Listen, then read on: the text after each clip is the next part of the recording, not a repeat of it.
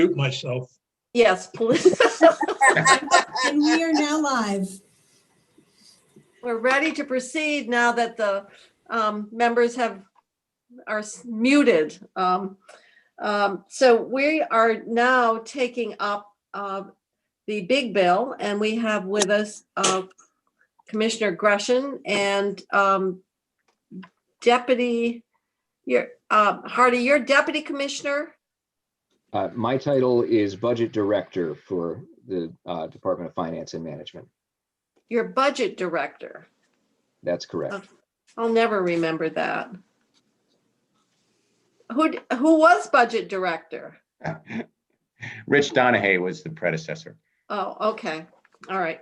So welcome. And I assume that you have a document that you want to put on the screen. Yes, let me get myself on the screen first. Okay. I may flip off the video. I've been having some transmission issues over the past week, so we'll see how it goes first. Well, welcome, Commissioner. Chrissy, will you share the document?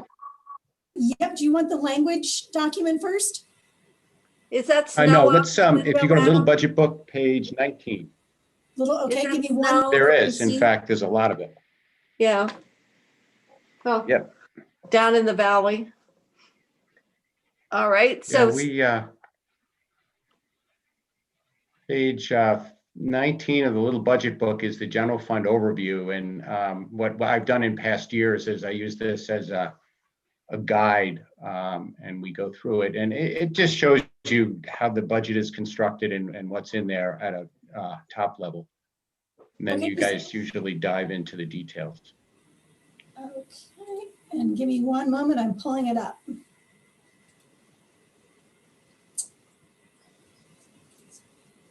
And Adam, you said 19? Page 19. Okay.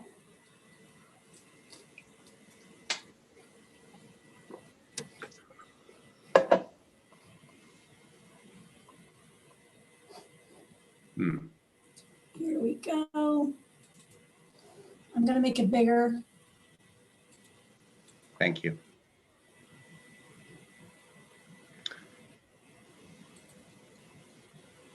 So, and this, by the way, is on the Finance and Management website. So for your viewing pleasure, you can see it. You go to the website and under our budget documents, one of them is the Executive Budget Summary, which has this document in it. But the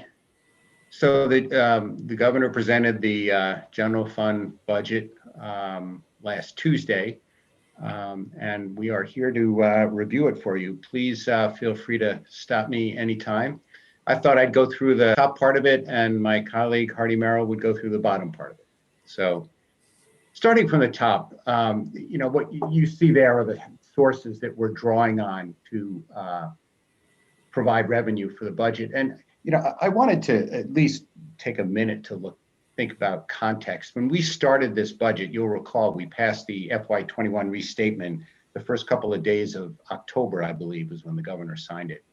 And we took a couple of weeks off and let the dust settle, and then we started meeting with departments about 3 weeks after that through November. And at that point, we had the August e-board forecast that we were using. And you'll recall that the e-board forecast was a very sober forecast indeed. So we went out to departments and we asked them to show us a level funded budget, keeping in mind that many of those departments took 2 or 3% haircuts for the FY21 restatements. It wasn't a joyous celebration of budget instructions. But we were, again, looking at the revenue we had, and our plan then was to save some money by squeezing on some of the upward pressures, and then use reserves to get to balance. And that was our initial plan. We had reserves to do that. And then as time went on, literally as every month that passed, we realized that we were exceeding our forecasted revenue in some cases by substantial amounts. So what we started to do is substitute, instead of reserves, we started substituting the FY21 surplus revenue for reserves. And our intention was really right up until the 2 weeks ago when the E-Board met again, our intention was to use base funding to the extent that we had it and fill in the hole with FY21 surplus. And as November turned into December, we realized we wouldn't need to use any reserves, but we would have a substantial amount of one-time funding. And then, of course, the E-Board meeting in mid-January upgraded substantially the base funding as well as the FY21 surplus amount. So at that point, we realized we had the base funding we needed to achieve the balance in the budget with base funding. In addition, we realized that we had a substantial amount of additional revenue coming in FY21 that we could use for investment purposes, which we'll talk about in a little while. But so the top number you see, the E-Board forecast, that is current law revenue as through the consensus with Tom Cavett and Jeff Carr. To that, we add traditionally direct applications. Actually, I skipped over. We also add additional property tax transfer revenue, which we do through a notwithstanding language in the budget. And then we have a line of direct applications, none of which I think stand out. They're broadly in line with the prior year. Below that line, though, I would point to a couple of somewhat unusual sources of revenue, one of which is the unreserved from the 2753 reserve. The committee will recall that we have among our 4 reserves is one reserve that we put aside beginning in fiscal 16, that reserves money for every 7 years or so. We have a 27th pay period and a 53rd week of Medicaid payments. And when that came up last time, it caught some of us a bit by surprise and was an unwelcome surprise at the end of a session. So from that point on, thanks to the work of this committee and others, we started to reserve for just that circumstance. And it turns out that FY22 is the first year where we will use that reserve. So we will empty the 2753 reserve, which is a little over $24 million. That money you'll see down below will wash out. So it'll end up being a wash, but nonetheless, we're recognizing that as revenue. And then right below that, you see the carry forward from fiscal 21, that very large $213 million number. That represents 3 main contributors. One is the E-Board forecast for $160 million additional revenue relative to what was forecast back in August. So that will go right to the bottom line. In addition, there's about $14 million of property transfer tax revenue that also will go right to the bottom line based on the strength in the property market. And then the final contributor is a little bit different this year. And that is you'll recall that when the federal emergency was declared back in March, CMS, the Centers for Medicaid and Medicare, communicated to states that they were going to enhance the federal match for Medicaid spending by 6.2% as a kind of a acknowledgement that it was a healthcare emergency and healthcare costs were likely to spike. So that resulted in substantial increase really every quarter, a little over $20 million of enhanced federal match rate. So that additional federal money was used to claw back general fund money. In other words, we weren't changing our spending pattern. We were just changing, we were essentially swapping federal money for state money.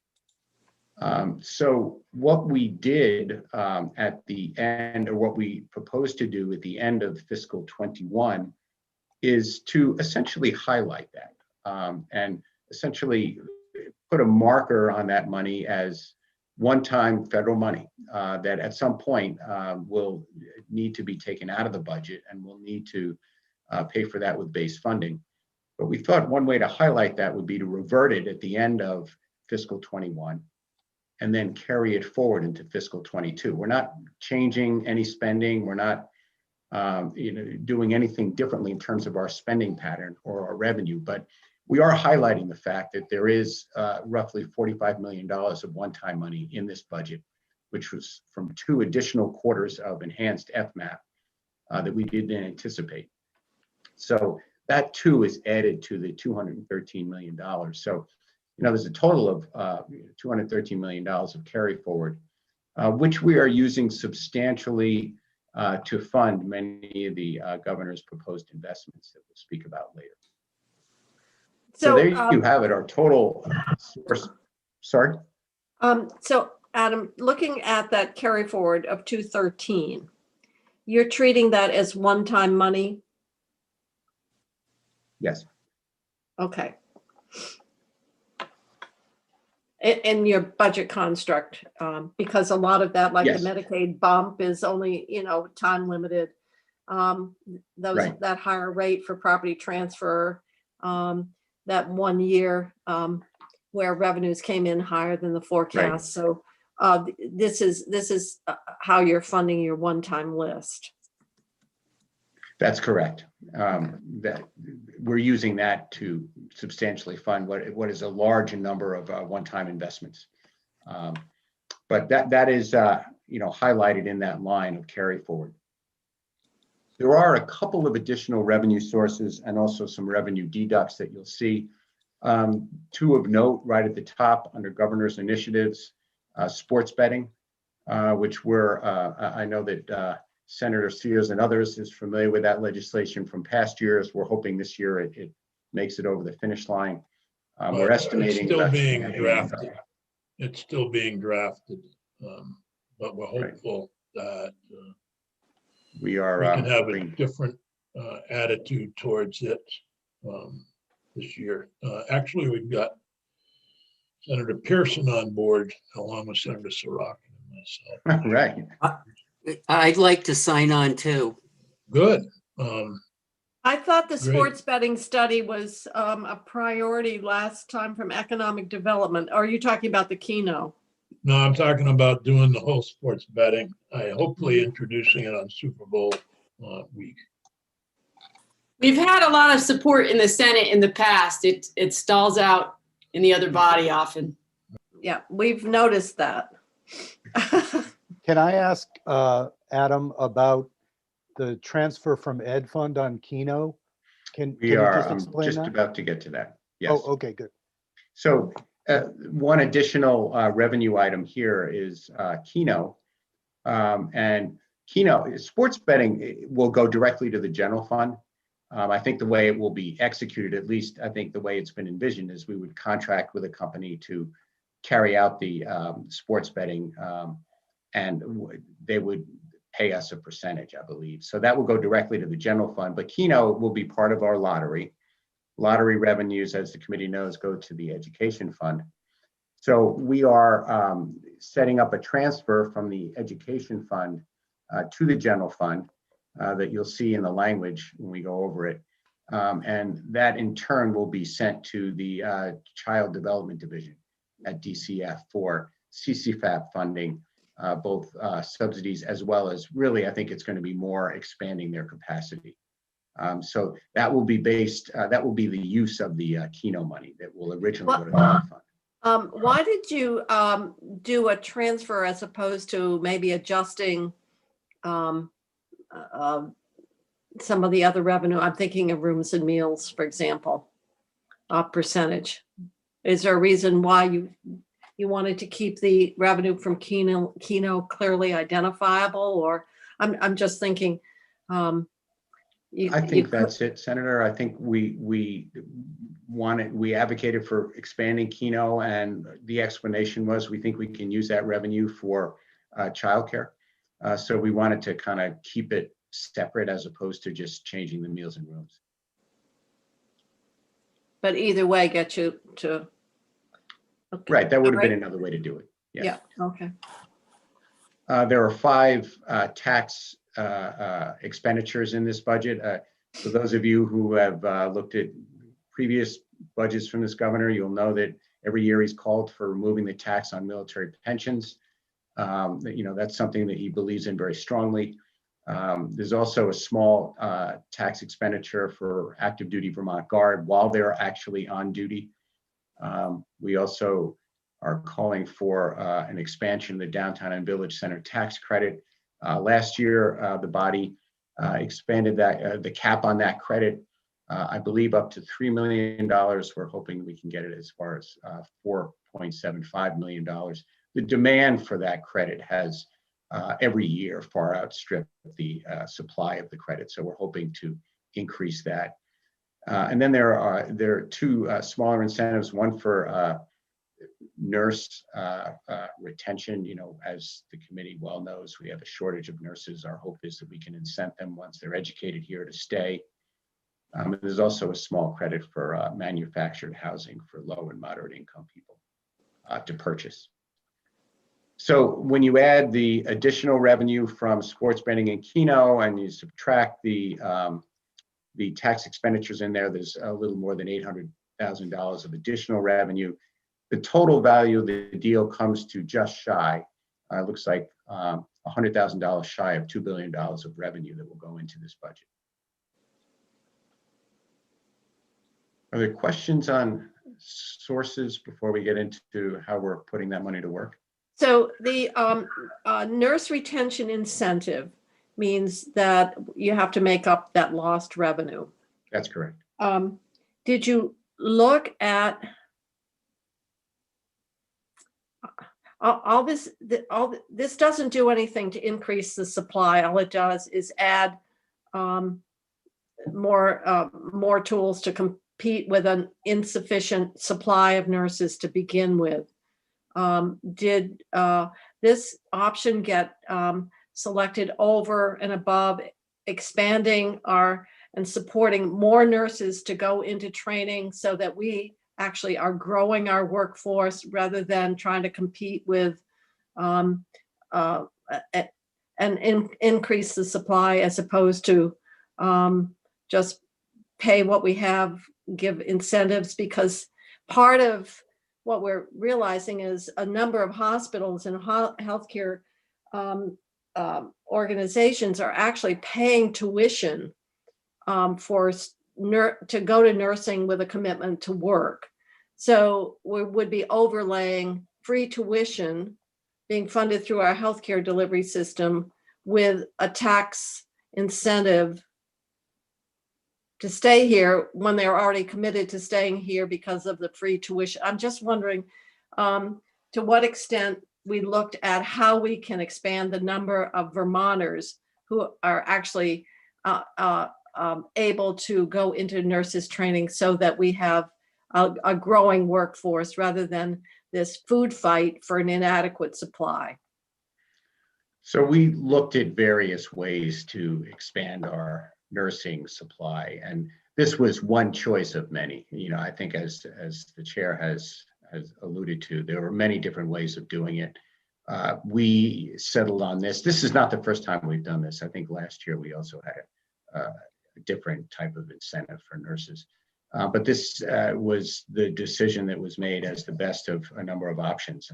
It's probably a good idea to have the folks from the Department of Health come in and explain it, or tax even.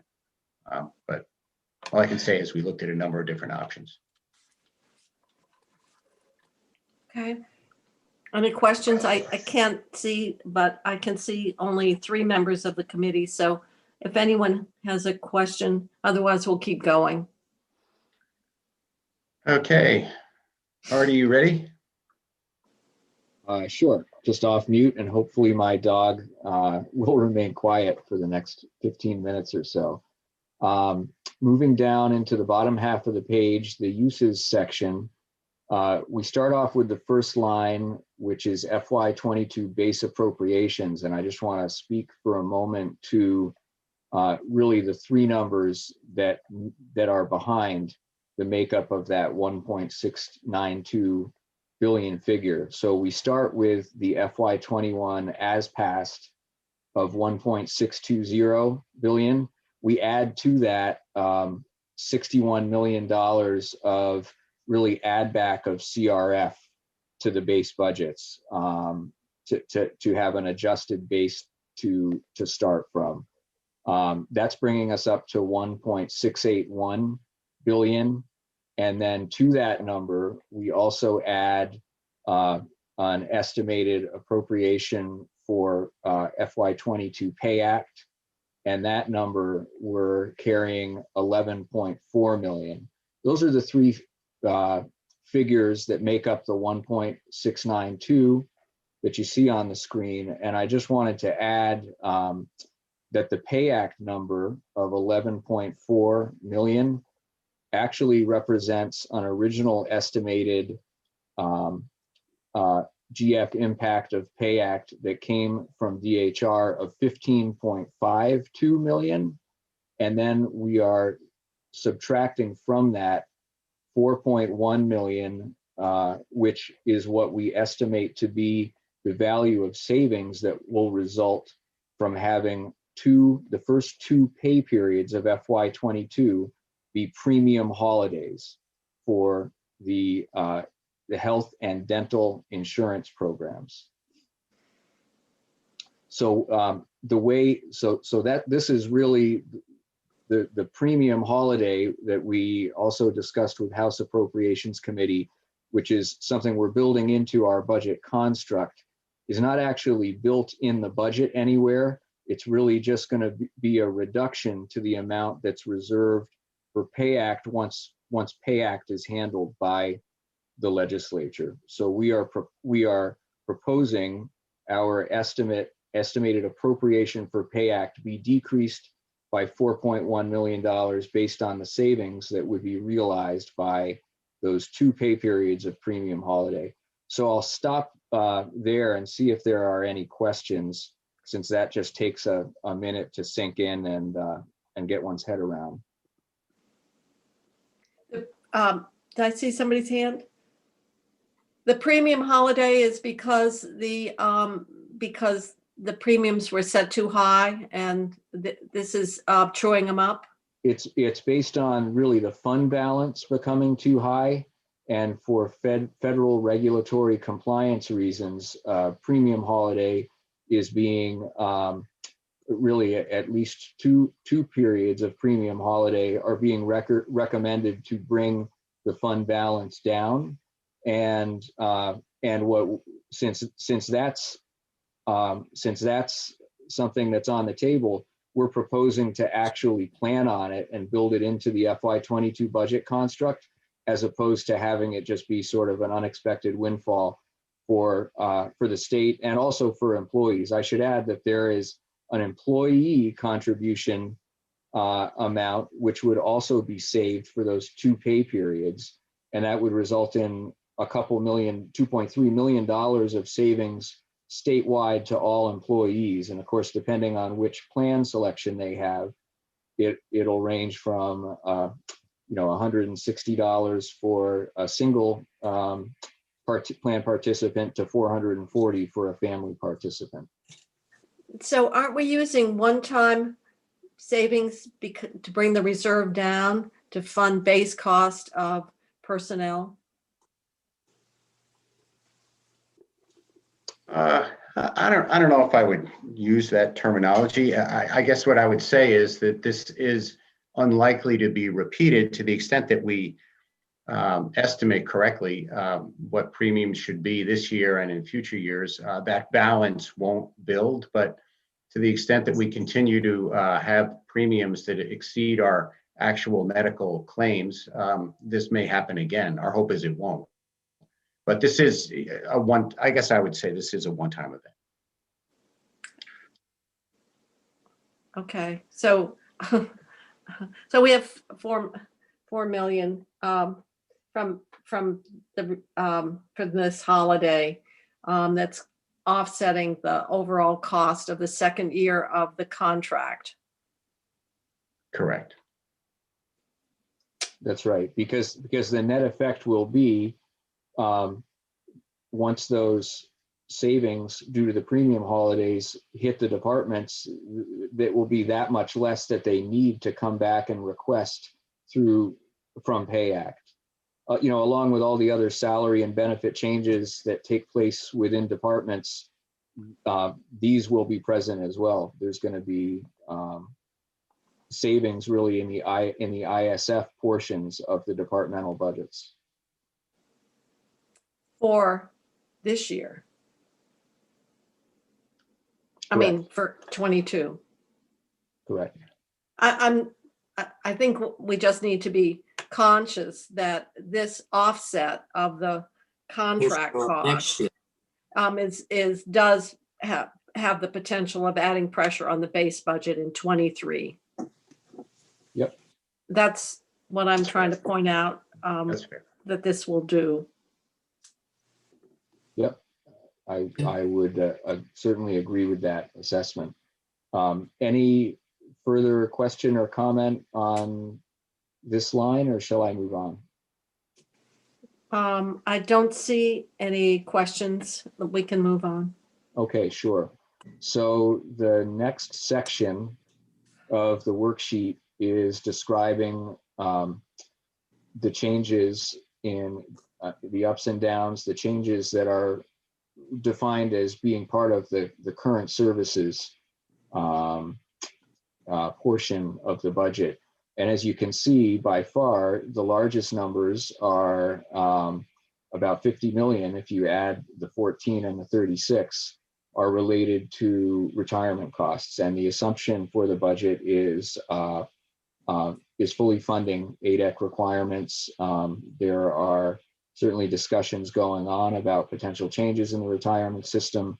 No assumptions are made to incorporate any changes in our budget construct. So the first line is the increase in employer contribution for state employee pension, OPEB, and system admin. The second line is increase in teacher pension and Artham OPEB appropriation. And then the third line that we see here is the 27th pay period and 53rd week of Medicaid, which is really just this 24 million down in the uses section is an offset to the unreserved amount that Adam described on the GF sources up top. When we move past those three, large ticket ups, you'll see that in the remaining four lines of the current services section, we've got 7.8 million for personnel related pressures. 5.8 million of that is salary pressure, and 2 million reclassifications. Those are estimates from DHR. We've actually got a 5 million net down in Agency of Human Services. So that takes into account all factors. There are certainly a number of caseload and utilization downs, and there are pressures up and down throughout that agency that net out to the 5.1 million coming back to the bottom line for the general fund. Statewide, all the other net ups and downs are 1.8 million. And then for internal service charges, we really kept things very flat there, and it's less than a $400,000 increase. In that number, there are no increases to health or retirement reflected in the ISFs. We broke the retirement for state employee, for the state employee retirement out as a one-time in our budget construct, so that we can account for any, really it'll be clearer to account for any changes in that number based on any changes that come about as a result of the work Treasurer Pierce is doing on that program. We also had no increases in fee for space. Things really stayed pretty flat. I guess what I'd like to point out in the current services section is if you don't consider the retirement increases and the 27th pay period, we're less than a 1% increase up in current services. In fact, it's actually less than a half a percent if you're only counting those bottom four lines there in the current services section. So I guess what the summary I would offer on that is that really reflects the level funding budget challenge that was given to all the departments statewide as part of the 22 GovRec budget formulation process, and really trying to hold to that level funded challenge, and then the net effect is reflected here. You're able to do that. One can by level funding means that certain areas of great pressure, and Senator Sears has mentioned the judiciary and the backload and the level of funding. And then this committee has talked about, and in the past, we have a major sector of our healthcare, and that's our mental health delivery system, that you're proposing no additional funding. So we're going to get hit with, obviously, their concern that we find the money to fund state employees, but we don't fund the other employees that are providing really state required services on behalf of the state. And that gets into the group homes, that gets into obviously nursing homes get trued up, but residential care and our mental health delivery system. So just to let you know that we're getting comments relative to the fact that those systems have been put under a great deal of pressure, and your budget, you're able to bring a budget in at this level because those areas are going unaddressed, I guess. Those pressures are going unaddressed. My question gets back to annualization of Pay Act and reclassification. That's 7.8. And I thought Adam used a different figure and then netted out the 4 million plus on the healthcare holiday. I'm having trouble reconciling. I thought he mentioned as much as 14 million. Could you? And now this is 7.8 and includes reclassifications. Could you just clarify the cost of the second year of Pay Act, which we've been Sure. told is like over a 4% increase between the steps and the Pay Act. So are the steps in here as well? Those, yeah. So all those elements are in here, and I think to try to make the clarification, our estimate for FY22 Pay Act, which really has yet to take place, that's included with the figure of 11.4 million up. It's built into the 1.692 billion base appropriations number. That's the first line in the uses section. And what we're looking at with the 7.8 is annualization of FY21 Pay Act, as well as employee reclassification. So what this is these are the salary increases that are really built into all the departments statewide 22 GovRec budgets for steps, for reclasses, for all those changes based on the previous Pay Act carrying forward. And in large part, in many cases with our statewide departments, they really made an effort to absorb those upward salary pressures by finding offsetting savings elsewhere in their departmental budgets. Okay, well, I'm sure we'll be here, obviously more detail with the departments and agencies' testimony. Well, the one other thing I would point out, there's a couple of things going on that might not be immediately obvious. First of all, that 7.8 million, that includes, as Hardy mentioned, a couple million for reclassifications, meaning that the annualization of the FY21 Pay Act is about $5.5 to $6 million. That is unusually low, as many of you will remember from past budgets. And typically that number, at least the past couple of years, that number has been up around $8.5 to $9 million or more. And that's because you'll remember that there was a lump sum payment last July. So the pay period of FY21, there was a lump sum payment that was not factored into the base.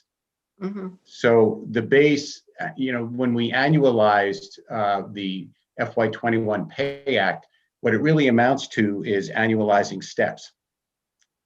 There's no base in there. And so that's unusually low.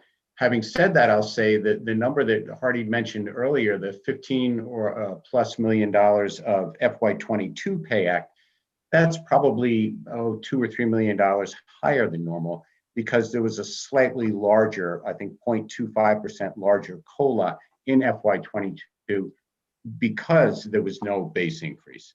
So, there's a couple of kind of call it interacting forces going on there in those numbers that are not immediately obvious, but the net of it is what you see there in front of you. Okay. That's helpful, Adam. Thank you. You're welcome. Are Thank you Adam. enjoying your snack, Senator Westman?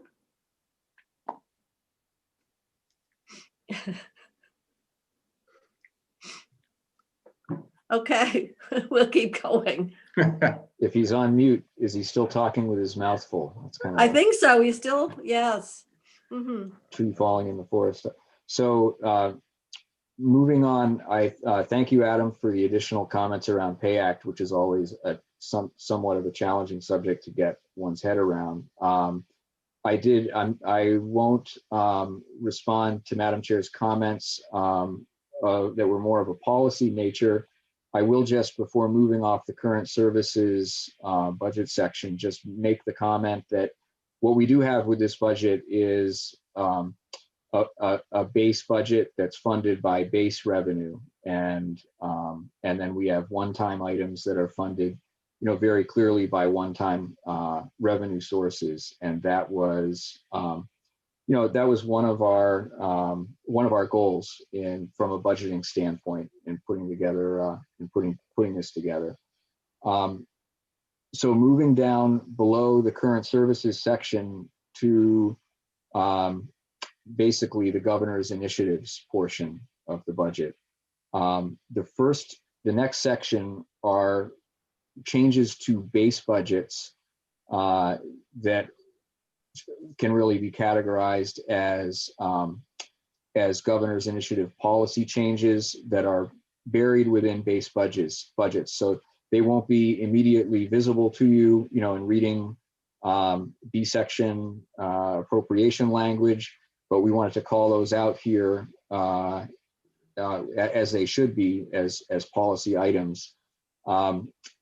I can step through this line by line if you'd like, or I can pause for questions. What do you think the best method on this would be? I don't know. I think we can read, and some of these look kind of familiar.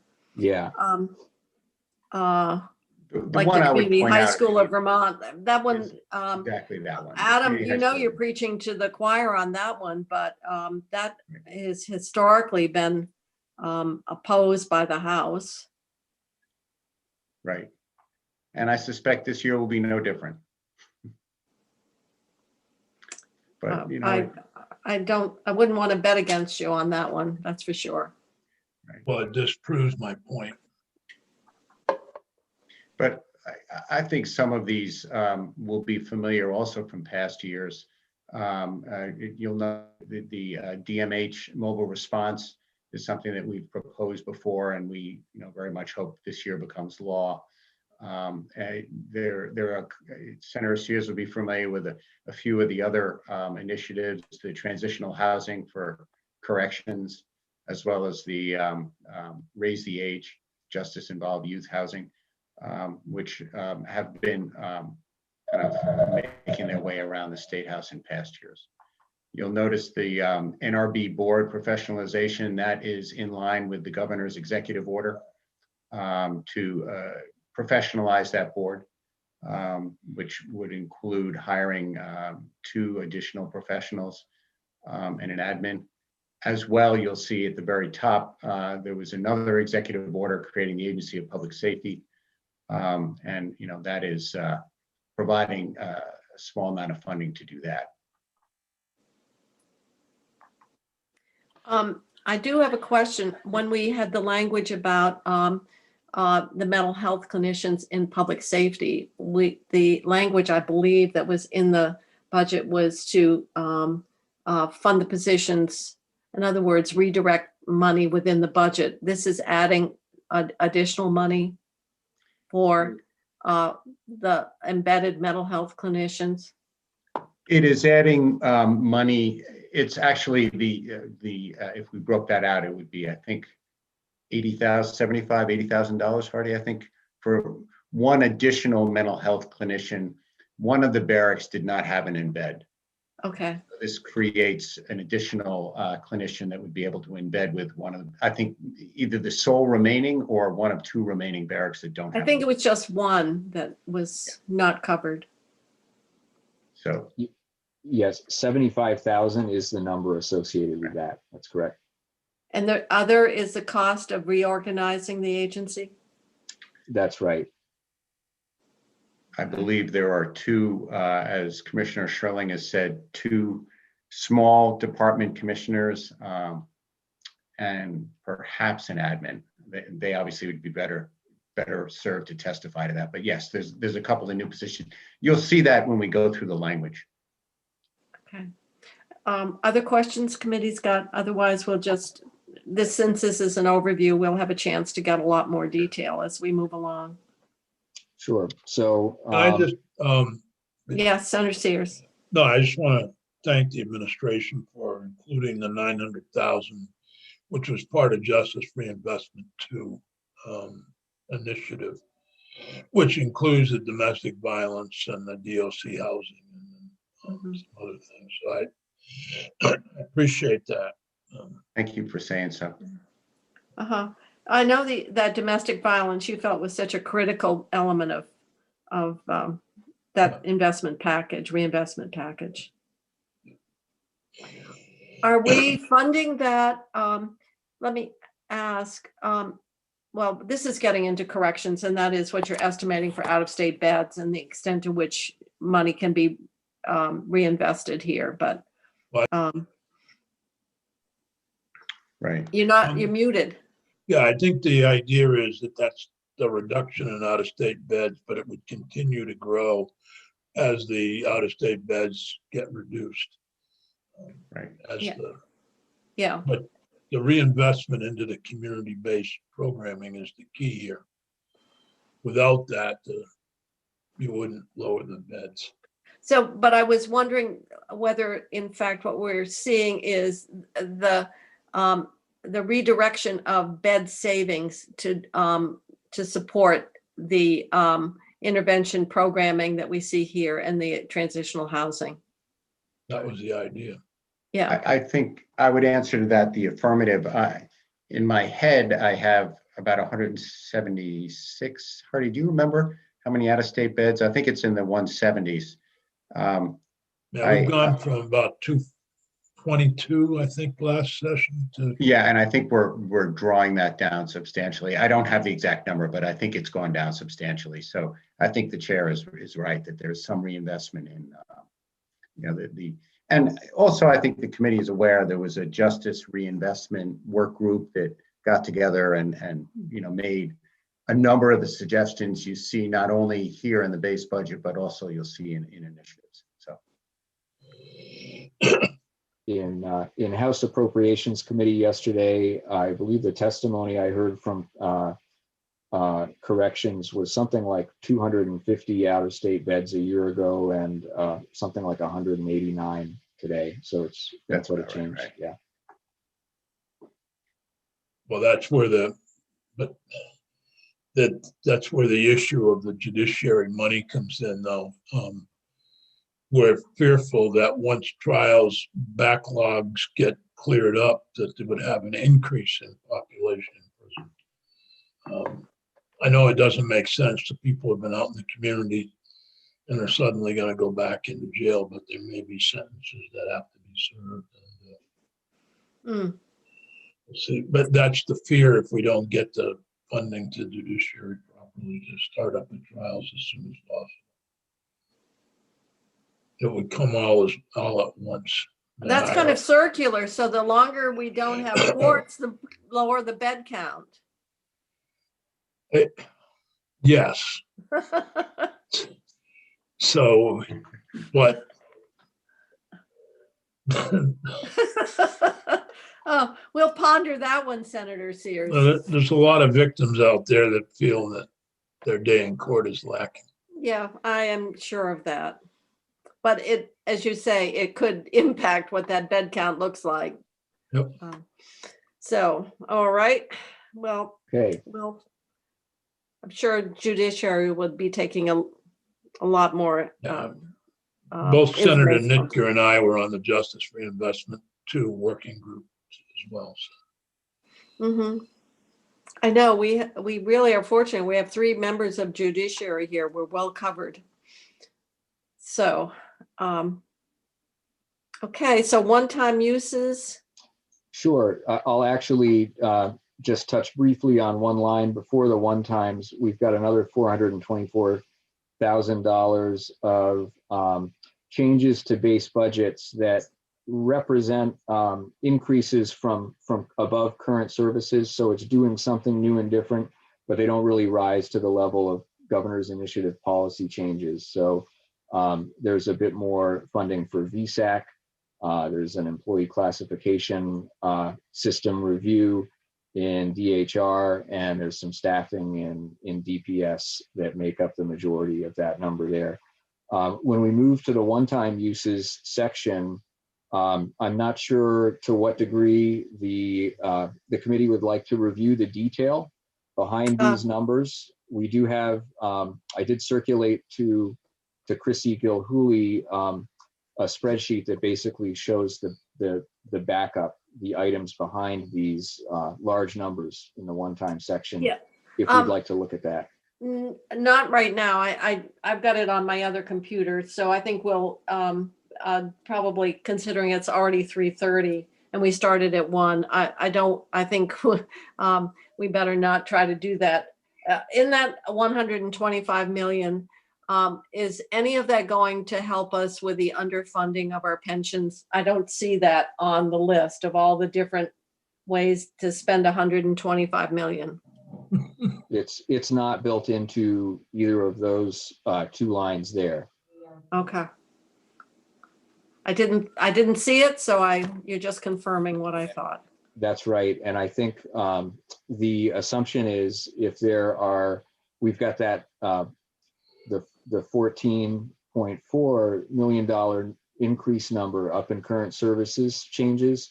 And if there were changes in pension programs that result in savings, then some of that, for example, could flow towards, back into the pension system as additional, but it's not built in these initiative lines down here. And I'll just point out that when you look at the one-time uses of 125 million in appropriations and another 85 million in general fund transfers to other funds that will then be appropriated for policy initiatives, those two figures add up to the 210 million number that you heard in the governor's budget address. And you'll see the backup, the list of items behind those numbers in the spreadsheet we circulated to Chrissy. There are some other one-time uses as well that I'll just touch briefly on. There are some general fund transfers in order to cover special fund deficits, and those add up to about $4 million. And the funds that are being addressed there are for NRB, it's the Act 250 permit fee fund, that's being supported. We're also proposing to support the Forest Parks Revolving Fund, which is really forecast to be impacted by ski lease revenue being significantly down in the current winter season we're in now, which will affect the payments for ski leases to the Parks Fund in 22. And also the Victims Compensation Fund, which has really been, it's had a combination of some increased salary pressure due to collective bargaining agreement, but and this is to fund the victims advocates positions. And then really the compensation fund is typically really funded by fees related to citations and convictions. And since during the pandemic, both of those activities have really been greatly reduced. That's really impacted that fund and the ability to continue paying victims advocates to do their work. So we proposed a general fund transfer to cover that gap as well. Then there's also the $3.7 million transfer, which is into the 27th pay period 53rd week reserve fund. And Okay. I'll pause there if there are any questions. Now, I think we probably ought to keep going because we have another chairs meeting at 4, and I have a feeling people just are going to need a break. We have been Zooming continuously since 9:30 this morning. So is there more on this, or is we are almost at the end of this sheet? We're at the end of our budget construction sheet. There's only one more transfer, which is the statutorily required transfer to the general fund stabilization reserve. And that brings us to a total uses number of 1.999 that ties out to the sources up above. And that's where we're at. Okay. All right, committee, we have kind of done the overview, and then we'll start getting into the more detailed sections of the budget. So any questions for right now, or we'll call it a day? And then Chrissy, what do we have scheduled for tomorrow? Which departments? I know Diva's coming in Thursday. Tomorrow is? Tomorrow we have the Secretary's Office of Agency of Human Services. We start with them, and then we carry on with Department of Health. We hear from Dr. Levine and his staff. Okay. All And right. Madam So, Chair, we're happy to go through language with you at some later date also. yeah. All right. We will schedule that as well, Adam. Thank you. So committee, unless anybody has any additional comments or requests, I'm going to suggest that we call it a day and take a break before our next meeting of